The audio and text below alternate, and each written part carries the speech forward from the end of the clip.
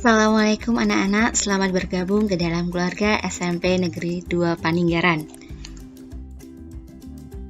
Pada kegiatan masa pengenalan lingkungan atau MPLS daring, hari ini Ibu akan menyampaikan tentang wawasan Wiyata Mandala. Nah, sebelum kita masuk ke dalam materi, sebaiknya Bu Asmi perkenalkan terlebih dahulu ya, Bu Asmi. Nama Azmi Fitria Pratiwi, tempat tanggal lahir Pekalongan 20 Februari 1993, agama Islam, alamat rumah Bu Asmi Gandarum, Kecamatan Kajen. Bu Asmi mengampu guru mata pelajaran IPA atau Ilmu Pengetahuan Alam. Dan ini nomor WA Bu Asmi yang bisa kalian hubungi 081326681970.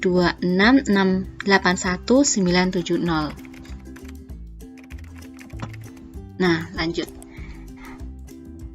Oke, kita lanjut ke materi hari ini. Sekarang kita akan belajar tentang pengertian wawasan Wiyata Mandala.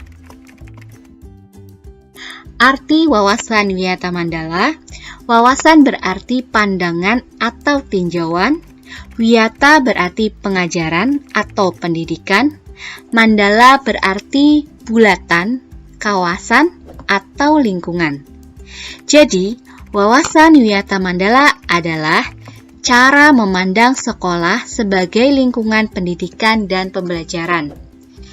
Sekolah sebagai pengemban utama misi pendidikan hendaknya hanya digunakan untuk tujuan pendidikan. Oleh karena itu, setiap pihak yang terlibat dalam dunia pendidikan berkewajiban untuk menciptakan sekolah sebagai wawasan Wiyata Mandala. Oke, selanjutnya yaitu pentingnya Wiyata Mandala. Nah, mengapa wawasan Wiyata Mandala itu diperlukan? Dalam usaha mewujudkan situasi dan kondisi yang aman, tentram, dan nyaman selama kegiatan belajar mengajar berlangsung, tentunya ada banyak faktor dan komponen yang harus menjadi perhatian kita semua supaya kelancaran proses kegiatan belajar mengajar agar berjalan tertib dan terhindar dari gangguan, baik dari dalam maupun luar sekolah.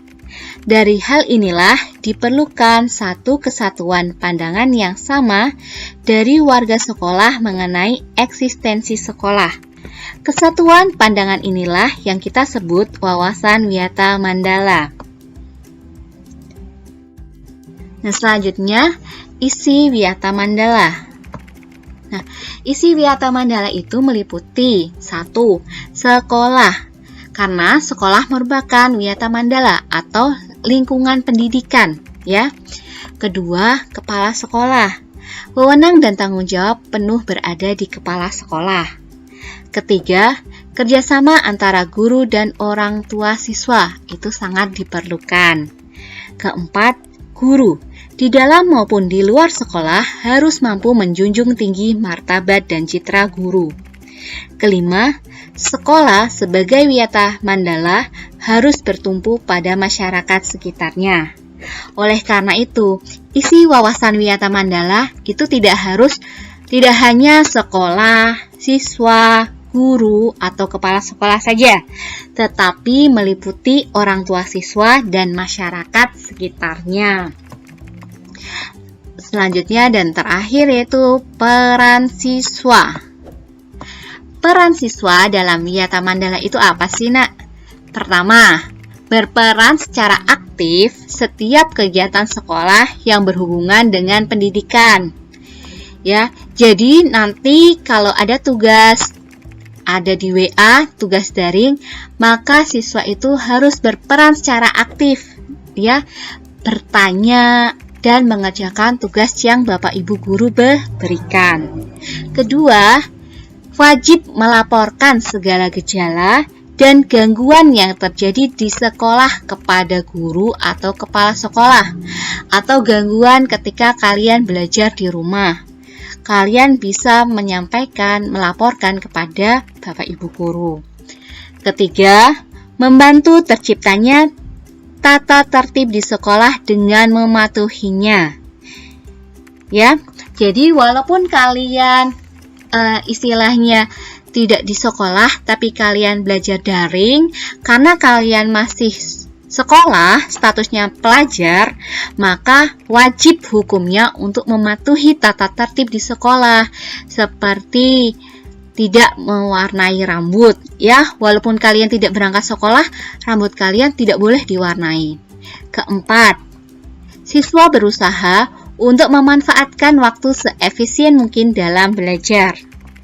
Ya.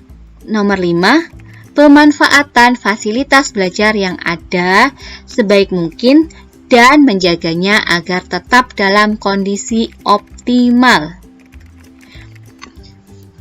Keenam, mengikuti kegiatan-kegiatan intrakurikuler dan ekstrakurikuler yang membantu proses belajar mengajar.